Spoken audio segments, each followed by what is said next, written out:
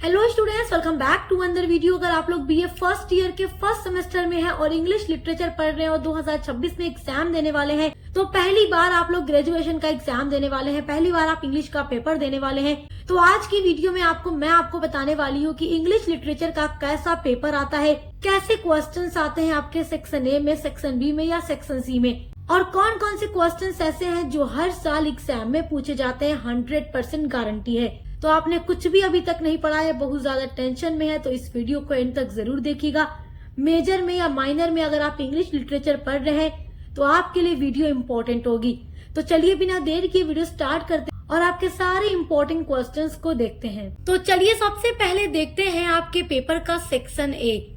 देखिए, बहुत सारी यूनिवर्सिटीज में सेक्शन ए में 5 क्वेश्चंस दिए जाते हैं, बहुत सारी यूनिवर्सिटी में 10 क्वेश्चंस दिए जाते हैं, लेकिन मैं इस मॉडल पेपर में आप लोगों के लिए 12 क्वेश्चन लेकर आई हूँ सेक्शन ए के लिए, और इन्हीं 12 क्वेश्चंस में से आपके सारे क्वेश्चंस आने वाले हैं 2026 एग्जाम में। तो देखिए, ये आपका होता है very short answer type questions. तो चलिए देखते हैं। फर्स्ट आपका इम्पोर्टेंट क्वेश्चन है, व्हाट इज एफोरिज्म। एफोरिज्म क्या है? और आप लोग यूनिट नंबर 3 में पढ़ चुके हैं प्रोज डिवाइसेस। प्रोज डिवाइसेस में एफोरिज्म आपका एक प्रोज डिवाइस है, और बहुत सारे प्रोज डिवाइसेस आपने पढ़े हैं, हम सब आपको पढ़ा चुके हैं। अगर आप लोगों ने अपनी यूनिट्स को पढ़ा होगा तो आपके लिए सारा क्वेश्चंस बहुत ही आसान होगा। तो आप लोग अपनी सारी यूनिट्स को जरूर पढ़िएगा ताकि आप लोग अपने हर क्वेश्चन के आंसर को बहुत आसानी से एग्जाम में जाकर लिख सकें। सभी यूनिट्स की वीडियो हमारे चैनल पे अपलोड है, आपको लिंक मिल जाएगी इसी वीडियो के डिस्क्रिप्शन बॉक्स में। आपका जो दूसरा इम्पोर्टेंट क्वेश्चन है वो है, what are the elements of short story.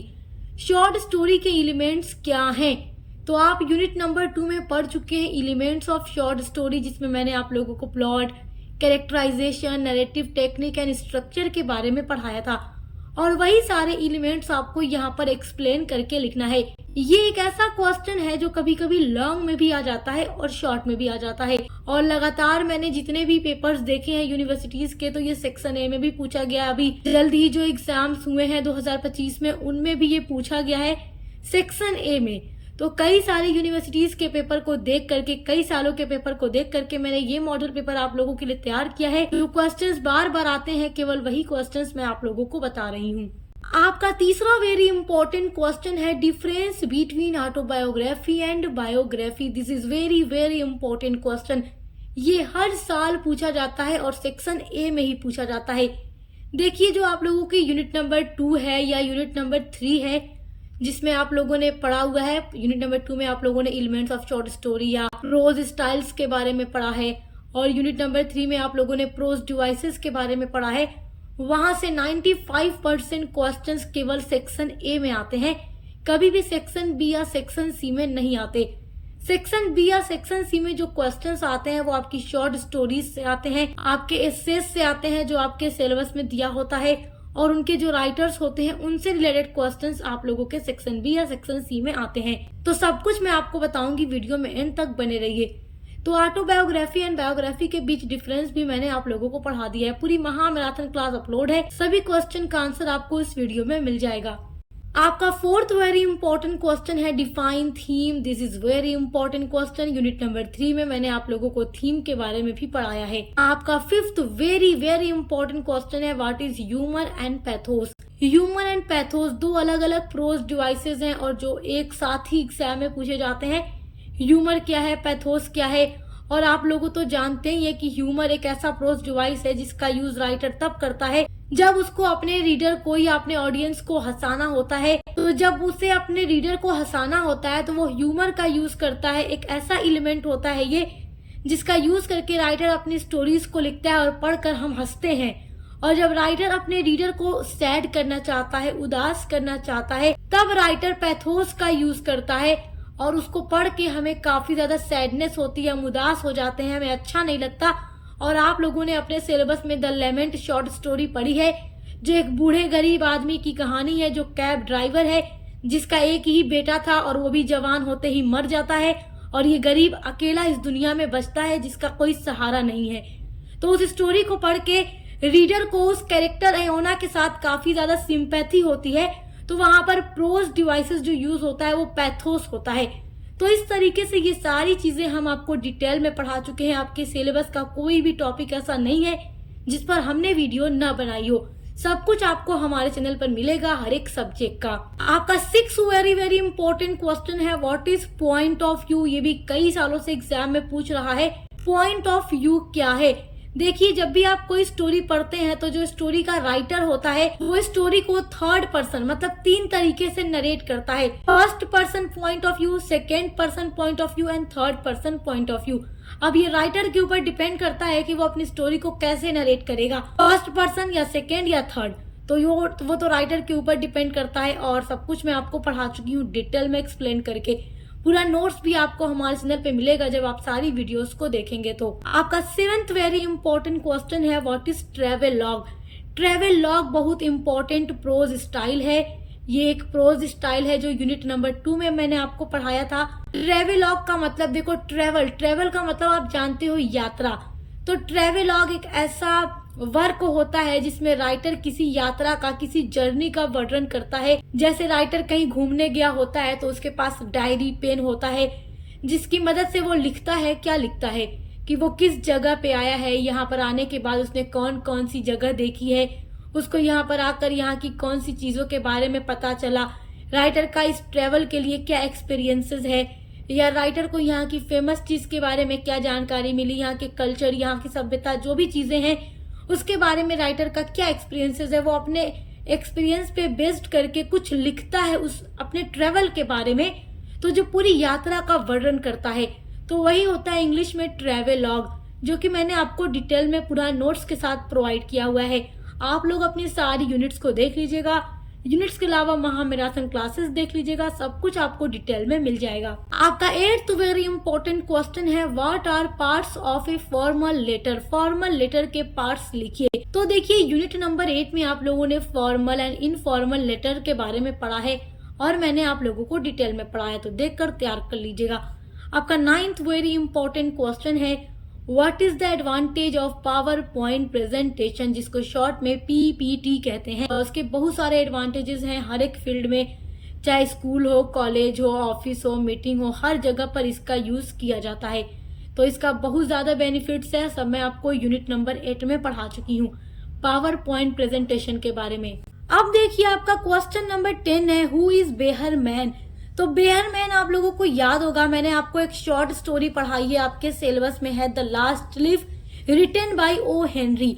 तो ओ हेनरी की शॉर्ट स्टोरी है द लास्ट लीफ, जिसमें एक 3 कैरेक्टर आप देखते हैं, Johnsy Sue and Behrman.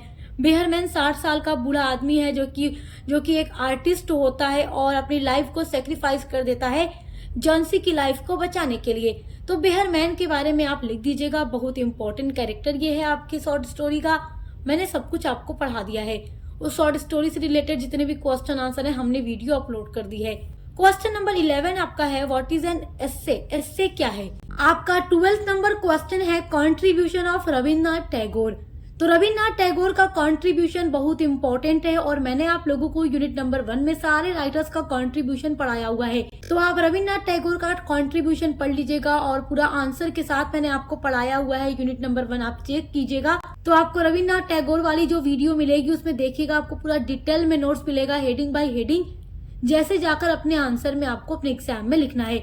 और रविन्द्रनाथ टैगोर के अलावा आप श्री अरविंदो को भी पढ़ लीजिएगा, मुल्क राज आनंद को भी देख लीजिएगा, क्योंकि समटाइम वो भी पूछे जाते हैं, क्योंकि ये सारे राइटर्स एग्जाम के लिए इंपॉर्टेंट हैं। सो माय डियर स्टूडेंट्स, ये सारे क्वेश्चंस आपको सेक्शन ए के लिए तैयार रखना है। आइए अब देखते हैं सेक्शन बी के लिए आपको क्या क्या पढ़ना है। आपके पेपर में जो सेक्शन बी आता है ये शॉर्ट आंसर टाइप क्वेश्चंस होता है और सेक्शन ए जो होता है वो वेरी शॉर्ट होता है, ये आप अच्छे से जानते हैं। तो अब देखते हैं कि शॉर्ट आंसर टाइप क्वेश्चंस के लिए आपको कौन कौन से क्वेश्चंस पढ़ करके जाने हैं।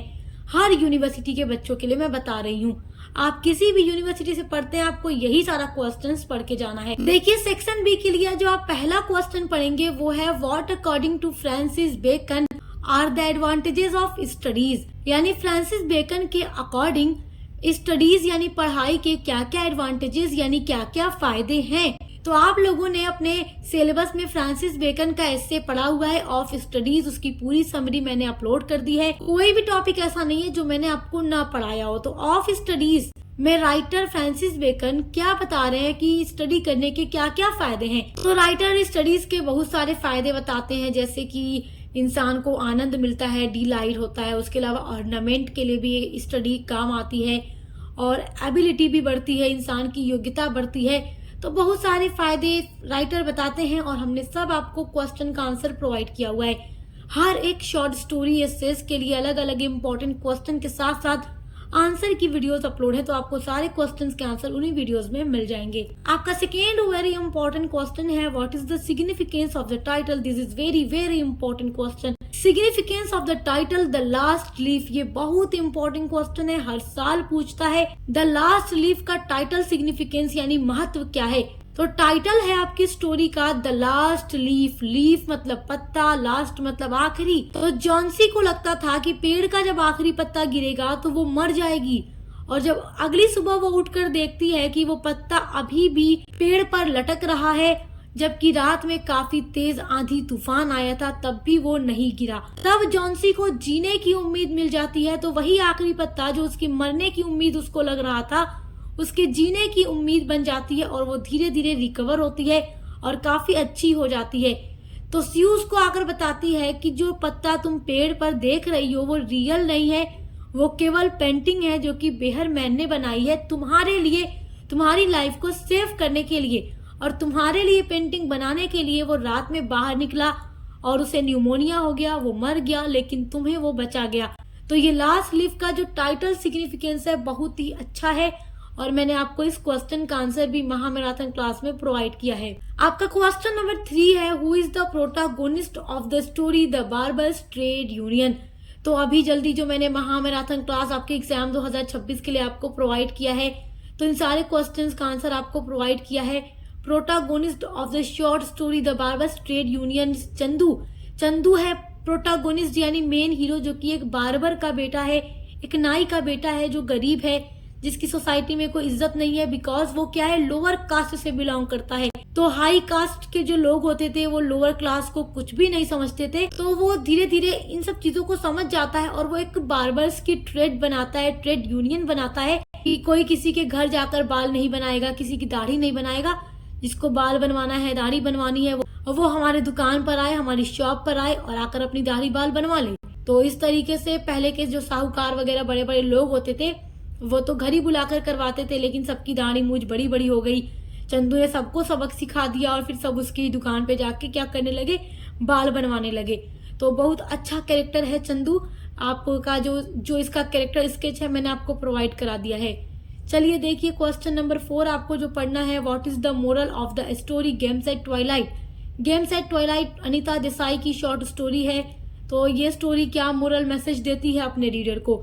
बच्चों की कहानी है कि छोटे छोटे बच्चे हैं जो खेलने की जिद करते हैं गर्मियों में, गर्मी की दोपहर में, और वो खेलते हैं। रवि नाम का लड़का है जो कि अपने आप को विनर बनना चाहता है और वो चाहता है कि हर बच्चे उसकी तरफ ही अट्रैक्ट हों, उसकी वाह वाह करें, जिसके लिए वो छुप जाता है ऐसी जगह कि मुझे कोई भी नहीं ढूंढ पाएगा। तो वो लोग हाइड एंड सीक खेल रहे थे, लेकिन क्या होता है जब सारे बच्चे खेलते खेलते रवि को नहीं ढूंढ पाते तो कहते हैं छोड़ो हम दूसरा गेम खेलते हैं। कई घंटे गुजर जाते हैं, रवि छुपकर वेट करता है, मुझे अब ढूंढने आएंगे, अब ढूंढने आएंगे। अब छुपे छुपे वो खुद डरने लगा था, क्योंकि जहां वो छुपा था काफी अंधेरी जगह थी, एक शेड में वो छुपा था। जब निकलता है बाहर तो देखता है सारे बच्चे तो उसे भूल गए।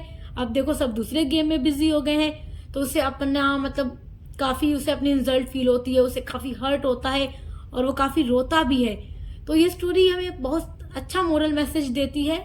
बच्चों की कहानी है, बच्चों की इनोसेंट को इसमें दिखाया जाता है। तो ये क्वेश्चन जो है इसका आंसर भी हमने आपको प्रोवाइड किया है। आपका क्वेश्चन नंबर 5 है, ये देखिए ये भी बहुत इंपॉर्टेंट क्वेश्चन है। What are the various types of prose writing. Prose writing के वेरियस टाइप्स यानी अलग अलग प्रकार कौन से हैं। तो यूनिट नंबर 2 में आप लोगों ने पढ़ा है types of prose and prose style, वही आपका आंसर होगा इस क्वेश्चन का।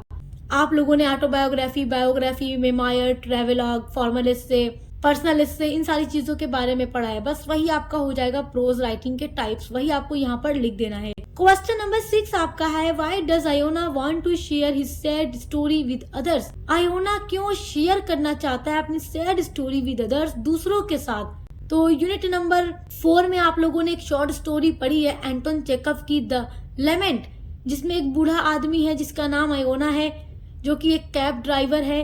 वो अपनी स्टोरी को शेयर करना चाहता है दूसरों के साथ, क्योंकि उसका जो जवान बेटा है वो बीमार पड़ गया, उसकी डेथ हो गई और आयोना अब अकेला इस दुनिया में बचा है। इसकी एक वाइफ है, दोनों ये जो हस्बैंड वाइफ हैं अब हैं, इनका कोई सहारा नहीं है।